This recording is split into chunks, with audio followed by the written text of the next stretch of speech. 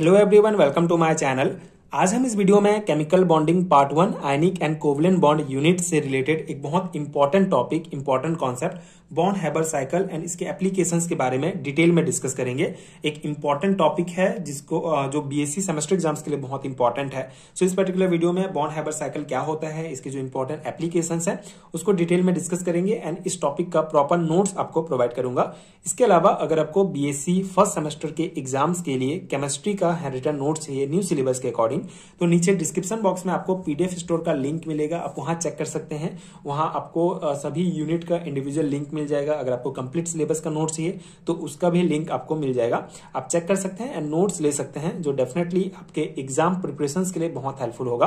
Basically national education policy सभी universities में लागू कर दिए गए हैं, जिसके तहत न्यू सिलेबस प्रोवाइड किया गया है। एंड अगर आपका बीएससी फर्स्ट सेम का एग्जाम दिसंबर जनवरी में हो सकता है, तो अगर आप हैंड रिटन नोट्स लेते हैं तो डेफिनेटली आपका टाइम बचेगा। आप जो है डायरेक्ट नोट्स लेके उसको प्रिंट निकाल के प्रिपरेशंस कर सकते हैं। स्पेशली थ्योरी एग्जाम के पर्सपेक्टिव से नोट्स बनाया गया है, तो डेफिनेटली आपके एग्जाम प्रिपरेशंस के लिए बहुत हेल्पफुल होगा।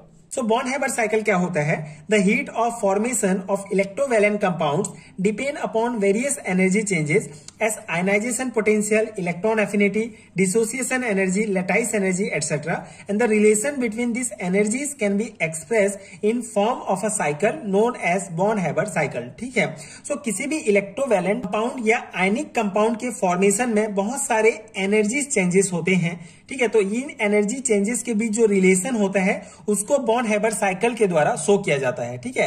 तो यहाँ पे हम the cycle is clearly understood by the example of formation of sodium chloride. तो यहाँ पे हम NaCl का एग्जांपल लेंगे एंड इस कॉन्सेप्ट को डिटेल में समझेंगे। सो ये बेसिक डेफिनेशन अगर आप और डिटेल से समझना चाहें, सो ये जैसे NaCl एक आयनिक कंपाउंड है, ठीक है, जो NaCl से मिलकर बना होता है। ठीक है। Na plus and Cl minus मिलके जो है NaCl कंपाउंड बनाते हैं, जो कि एक इलेक्ट्रोवैलेंट कंपाउंड या आयनिक कंपाउंड है। ठीक है। तो इस कंपाउंड के बनने में बहुत सारे एनर्जी चेंजेस होते हैं, जैसे ionization potential, electron affinity, dissociation energy, lattice energy. ठीक है। तो ये जितने भी एनर्जी चेंजेस होते हैं इनके भी जो रिलेशन है इसको ही शो किया जाता है बॉन्ड हैबर साइकिल के द्वारा। या फिर इसको आप और इजी समझना चाहें तो जो लैटिस एनर्जी होता है उसको डिटरमाइन करने के लिए बॉन्ड हैबर साइकिल का यूज किया जाता है। अब ये लैटिस एनर्जी क्या है, पिछले वीडियो में मैंने डिटेल में समझाया है, एक बार रिकॉल कर लेते हैं कि लैटिस एनर्जी क्या होता है। सो लैटिस एनर्जी बेसिकली यहाँ पे आप देखेंगे Na plus and Cl minus दोनों गैसेस फॉर्म में है, जो NaCl का फॉर्मेशन करते हैं। ठीक है। जो एक सॉलिड क्रिस्टल होगा।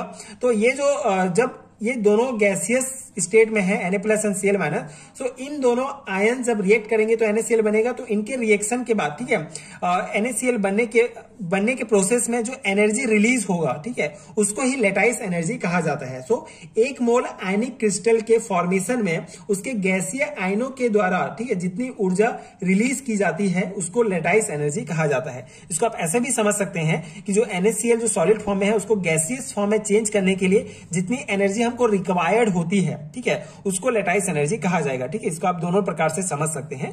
सो मेन कॉन्सेप्ट यही है, लैटिस एनर्जी, कितनी एनर्जी रिलीज हो रही है इसके फॉर्मेशन में, उसको लैटिस एनर्जी कहते हैं। तो इसी लैटिस एनर्जी को हम बॉन्ड हैबर साइकिल के द्वारा डिटरमाइन कर सकते हैं, जिसको हम आगे एक एक करके इनके टर्म्स को समझेंगे तो आपको और इजीली समझ में आ जाएगा। तो पहला टर्म है हीट ऑफ फॉर्मेशन, ठीक है, जिसे डेल H से डिनोट किया जाता है। तो हीट ऑफ फॉर्मेशन क्या होता है? The reaction between solid sodium and chlorine gas give NaCl and the heat involved in formation of 1 mole of NaCl. In this process the minus 98.21 kilo calorie energy involve होता है, energy. ठीक है, मतलब ये release होता है। यहाँ पे देखिए Na जो है, सोडियम जो है सॉलिड फॉर्म है, ये गैसियस फॉर्म है, क्लोरीन गैस। ठीक है, दोनों रिएक्ट करेंगे तो ये NaCl सॉलिड फॉर्मेशन करेंगे। ठीक है, सॉलिड फॉर्म में NaCl आयनिक कंपाउंड बनेगा। ठीक है। तो इस रिएक्शन में क्या होगा, माइनस 98.21 किलो कैलोरी ऊर्जा इन्वॉल्व होगा, मतलब माइनस में है, मतलब ये रिलीज होगा, इतना एनर्जी यहां से रिलीज होगा। ठीक है, ये बेसिक आपको समझ में आ गया, इतना रिलीज होगा। सो एक आयनिक कंपाउंड बनने में जितना एनर्जी जो है उसमें इन्वॉल्व हो रहा है उसको हीट ऑफ फॉर्मेशन कहा जाता है।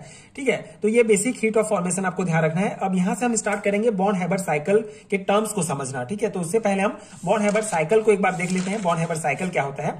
तो ये है, ये मोस्ट इंपॉर्टेंट है, ये आपको याद रखना है। ठीक है, याद करना है। तो यहाँ पे ये जो है हीट ऑफ फॉर्मेशन है, मतलब Na जो है सॉलिड फॉर्म में है, ये क्लोरीन गैस रिएक्ट करके NaCl बना रहे हैं। ठीक है। तो ये एक स्टेप में ये पूरा रिएक्शन कंप्लीट हो रहा है। सो इसमें -98.21 किलो कैलोरी ऊर्जा रिलीज हो रहा है, मतलब अगर एक स्टेप में पूरा कंप्लीट होता है तो, ठीक है। लेकिन बॉन हेबर साइकिल में क्या है, जो है ये जो आयंस है, ठीक है, बेसिकली ये Na+ और Cl- आयंस में चेंज होंगे पहले, उसके बाद इनके बीच अट्रैक्शन होगा, रिएक्शन होगा, और ये लॉन्ग प्रोसेस में इस प्रकार से NaCl का फॉर्मेशन होगा, ठीक है। तो इसको बॉन हेबर साइकिल कहा जाता है। तो इसमें मेन है ये जो टर्म्स दिए गए हैं, ठीक है। तो एक एक करके हम इंपॉर्टेंट टर्म्स को डिस्कस करेंगे, जिससे आपको ये कॉन्सेप्ट बहुत इजीली समझ में आ जाएगा, और फाइनली हम इससे जो है लैटाइस एनर्जी किस प्रकार से निकालते हैं उसको समझेंगे, जो मोस्ट इंपॉर्टेंट है, क्योंकि यहां से न्यूमेरिकल टाइप के क्वेश्चंस पूछे जाते हैं। सो स्टार्ट करते हैं, सब्लिमेशन एनर्जी क्या होता है।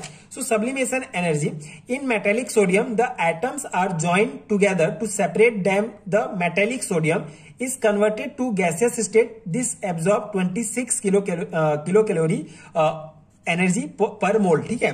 तो बेसिकली सब्लिमेशन एनर्जी क्या होता है, जो मेटेलिक सोडियम होते हैं, ठीक है, यहाँ पे जो सोडियम है ये सॉलिड स्टेट में है, तो मेटेलिक सोडियम जो है आपस में इसके जो एटम होंगे, ठीक है, ये सोडियम सॉलिड फॉर्म में है तो एटम डेफिनेटली बहुत पास होंगे, ठीक है।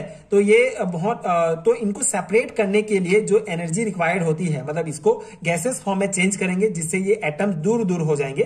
तो मेटेलिक सोडियम को गैसेस फॉर्म में चेंज करने के लिए जिस एनर्जी की रिक्वायर्ड होती है उसको सब्लिमेशन एनर्जी कहा जाता है, और इसको S से डिनोट करते हैं, ठीक है। तो इस प्रोसेस में कितनी एनर्जी आवश्यकता होती है, 26 किलो कैलोरी मोल एनर्जी की आवश्यकता होती है, ठीक है। मतलब इसमें ये पॉजिटिव चार्ज में है, ठीक है। यहाँ पे एक चीज आपको ध्यान रखना होगा, जिस एनर्जी के सामने जो है आपको माइनस चार्ज है, मतलब उतना वो रिलीज हो रहा है, और जो पॉजिटिव चार्ज है उतना जो है वो उसमें उतना जो है लग रहा है, ठीक है। उतना एनर्जी जो है उसमें प्रोसेस को कंप्लीट होने में उतना एनर्जी जो है उसको हमको देना पड़ रहा है। तो ये एक सिंपल कॉन्सेप्ट आपको ध्यान रखना है। तो ये सब्लिमेशन एनर्जी आई होप आपको समझ में आ गया होगा। सेकंड टर्म है हमारा डिसोसिएशन एनर्जी, ठीक है। तो डिसोसिएशन एनर्जी क्या हो गया, पहला पॉइंट हमने समझ लिया, सब्लिमेशन एनर्जी मतलब जो सोडियम है ये सॉलिड फॉर्म में था, ये गैसेस फॉर्म में चेंज हो गया, ठीक है। क्यों चेंज किया आपको पता चल गया, ये सॉलिड में है तो इसके एटम पास है, तो इनको दूर करने के लिए, सेपरेट करने के लिए ये हम सब्लिमेशन एनर्जी इसमें लगाएंगे, ठीक है। सेकंड है dissociation energy, chlorine molecule is dissociated into atom which absorb 28.9 kilo calorie per mole, ठीक है। तो यहाँ पे जो क्लोरीन मॉलिक्यूल है, क्लोरीन गैस है, ये क्लोरीन एटम में चेंज होगा, ठीक है। एटम में चेंज होगा तो चेंज होने के लिए जो एनर्जी रिक्वायर्ड होती है उसको डिसोसिएशन एनर्जी कहते हैं, एंड ये 28.9 किलो कैलोरी ऊर्जा इसके लिए रिक्वायर्ड होती है, ठीक है। तो ये डिसोसिएशन एनर्जी हो गया, जिसमें क्लोरीन मॉलिक्यूल जो है ये क्लोरीन एटम में चेंज हो जाएगा, ठीक है, जो गैसेस फॉर्म में होगा। इसके बाद gases sodium and gases chlorine, अब हमको dissociation energy and sublimation energy के बाद हमको ये सोडियम गैसेस फॉर्म में मिल गया और क्लोरीन गैसेस फॉर्म में मिल गया, ठीक है। अब क्या होगा नेक्स्ट स्टेप में, gases sodium and gases chlorine atom are change into their gaseous ions, ठीक है। अब इनको आयन में चेंज करेंगे, so the energy absorb and release is respectively as follow, ठीक है। तो अब देखिए यहाँ पे इसको आयन में चेंज करना है हमको, ठीक है। सोडियम को आयन में चेंज करेंगे एंड क्लोरीन को आयन में चेंज करेंगे। तो यहाँ पे सोडियम को जो है Na+ बनाने के लिए उसमें हम आयनाइजेशन एनर्जी की आवश्यकता होती है। अब ये ionization energy and electron affinity मैंने पिछले यूनिट के चैप्टर्स में पढ़ाया है, मैंने डिटेल में इंडिविजुअल वीडियो जो है इसको कवर किया है, तो आपको नीचे प्लेलिस्ट का लिंक मिल जाएगा, atomic structure and periodic properties unit का, उसको भी आप देख सकते हैं। डेफिनेटली बहुत इंपॉर्टेंट कॉन्सेप्ट है, इंडिविजुअल भी पूछे जाते हैं लॉन्ग टाइप क्वेश्चन में। तो यहाँ पे बेसिक आपको क्या समझना है कि आयनाइजेशन एनर्जी क्या होता है। तो वह मिनिमम एनर्जी, ठीक है, वह मिनिमम एनर्जी जो किसी एटम से इलेक्ट्रॉन को रिमूव करने के लिए, ठीक है, किसी एटम से इलेक्ट्रॉन को रिमूव करने के लिए वह मिनिमम एनर्जी जो रिक्वायर्ड होती है उसको आयनाइजेशन एनर्जी कहते हैं। तो यहाँ पे Na जो गैसेस फॉर्म है, जो सोडियम है, ठीक है, इसमें हम आयनाइजेशन एनर्जी लगाएंगे जिससे एक इलेक्ट्रॉन बाहर निकल जाएगा और ये इसमें Na+ चार्ज आ जाएगा, ठीक है। Na+ चार्ज हो गया, ये आयनिक हो गया, और इसमें 118 किलो कैलोरी ऊर्जा की आवश्यकता होगी इसके लिए, ठीक है।